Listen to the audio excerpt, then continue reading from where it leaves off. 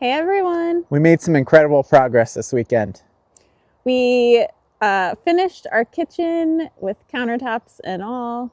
And we have heat. Our mini split is up and running. Woohoo! Welcome to Camp Devin.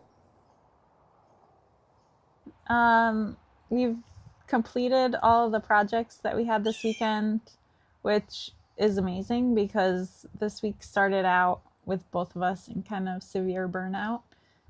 We've been coming up here almost every weekend since July and just haven't had a weekend at our house at all. Just kind of relaxing. So we're both kind of hitting that stage of ready to be done. And luckily, all of the time-sensitive projects that we need to get ready for winter, we have completed thanks to the huge help of Devin's brother, Colin, who came to help us this weekend and really get us through that last push of energy that we needed. And he was just so helpful, and we can't thank him enough. So thanks, Colin, if you're watching. So the projects that we worked on this weekend are a lot of the projects you've seen already, but just really kind of wrapping up. So the kitchen, you'll see video of. We put the poles on the cabinets. I finished all of the cover panels so that you can really just see that beautiful green color. And then most importantly, and the biggest project that Colin definitely helped us with is the countertops. So we had this beautiful Havia, I believe. It's part of a rubber tree wood from Lowe's, and these panels have just been sitting around the cabin for almost the whole summer. So we finally got to cut them down to size, and they look so beautiful. The next step there is that we want to stain it with tung oil. Yep. So we need to get that. We want it to be like a more mid-tone brown, just to kind of pop from the rest of the wood pine color in the cabin. The kitchen's finally functional. So the drawers slide out, the door is open, we can store stuff in there. It's really exciting. Yeah, the gray-green color from IKEA is so beautiful against the wood. We're so happy with the color and everything we chose. So, yay. Good job. That's wrapped up. The other last thing that needs to happen is our plumber needs to come back and hook up the sink. So the sink is in, the faucet is ready to be put in, but there's no water hookup yet. So that will be coming as soon as our plumber can find the time to come back. Yeah.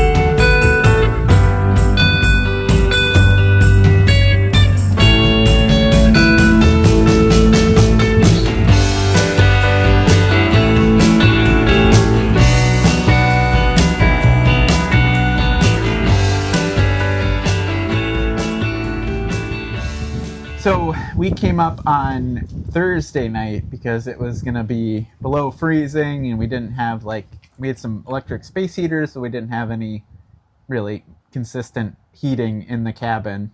And it's a good thing we did, because it got down to, I think, 21 on Friday morning. And so we were burning our wood stove, but it took us quite some time to actually heat up the cabin. So big step this weekend is we got our mini split up and running. So it's a Senville Aura. Yeah, Aura. Yeah. That project was pretty intense, and it took over several weekends and electricians. And so we didn't get a ton of footage just because we were working really hard on it. So we'll show you the afters. We did a test yesterday in the cabin. You had to test both the cool and the heat. And the cool, it got really cold really fast. So we're excited about that in the summer. But it kept us warm all yesterday and today. So that's just so nice to have. And then while we're gone from now on, we'll have it in freeze protection mode, which will keep it at 46. Yeah, 46-ish. And that will help keep our plumbing warm and make sure we don't get any freeze happening. Yeah, and we installed some temperature sensors, temperature humidity sensors in the bathroom near the plumbing and down in the crawl space, just to monitor how cold it's getting down there, because we don't really know. So this would be good and let us know whether we need to put some additional heat down there to make sure that nothing freezes, or if the mini split is going to keep it warm enough just through heating it through the floor. I think that'll give us a lot of peace of mind, because we've kind of been blind to what's happening here. So now we'll have some sensors to read while we're at home, so we know if we need to come up during those really cold nights. So that's huge. The other nice thing about the mini split is we've got it connected to our Wi-Fi, and so we can turn it up the day prior to us coming up here. It takes a long time to heat up all these logs. Once they get heated up, they stay heated up, but and mini splits aren't great at raising the temperature very fast, so it'll be good that we can turn that up prior to coming up so that it's relatively cozy by the time we get here. Yeah, for sure. So 2 really big projects done this weekend, and again, could not have done it without Colin's help. Like I said, we were pretty burnt out by the beginning of this week, and just cumulative work on this place has kind of caught up with us. So we're just really thankful to have him help us.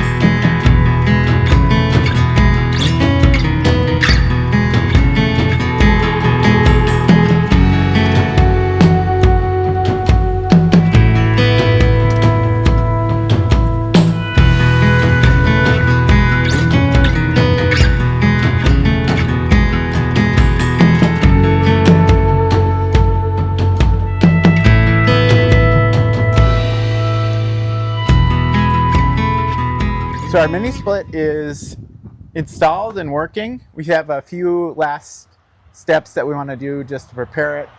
We want to up there cover that. We don't know if we're going to use just one of the covers that they make for it, or maybe we'll make something out of wood just to cover that. And then down here, we decided not to cut the refrigerant pipe, so we just have to wrap some more of it and then just kind of tuck it up into the deck there so that it's out of the way. It's on a stand because we're in Minnesota and we get snow in the wintertime. So certainly the snow can go up above this, but this will give us at least a head start before we have to clear it out of the way.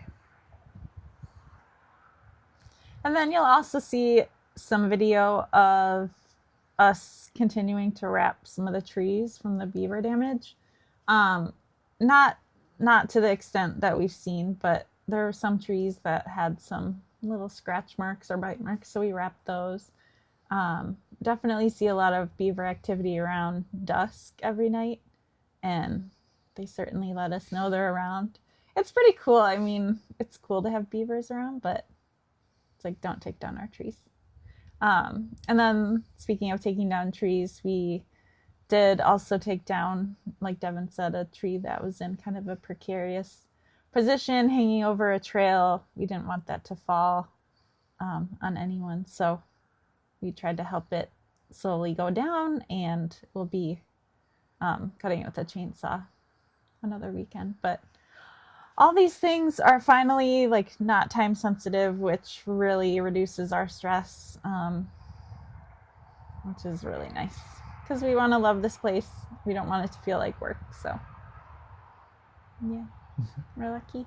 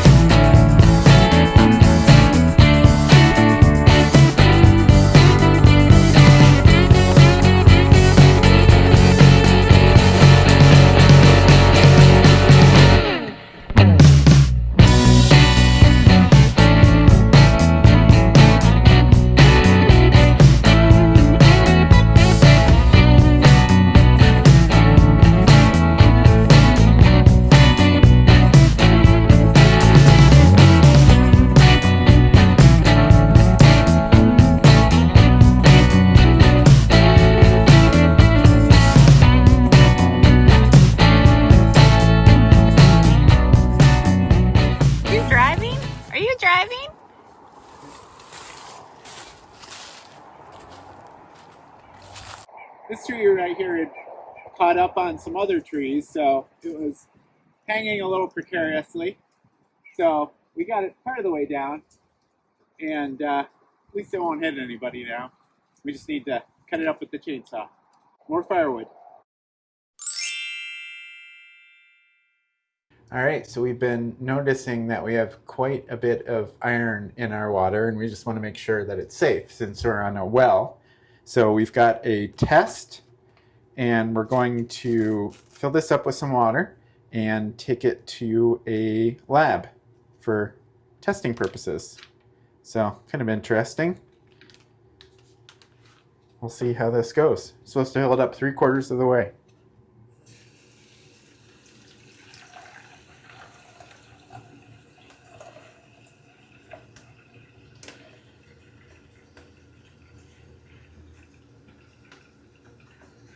That's good.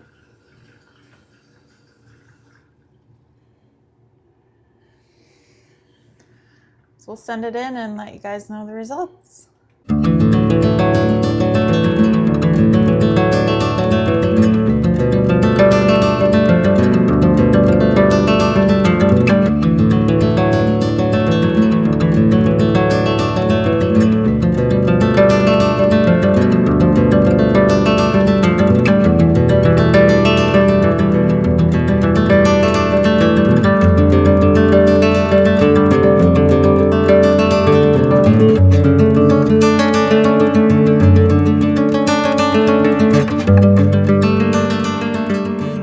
just want to say thanks again to my brother for coming up to help us and bringing his tools. He had a track for his circular saw, so that helped a lot with cutting some of the side panels for the cabinets and also definitely for the countertops. So thanks for bringing your enthusiasm and your tools and helping us get through these projects. Yeah, thanks, Colin.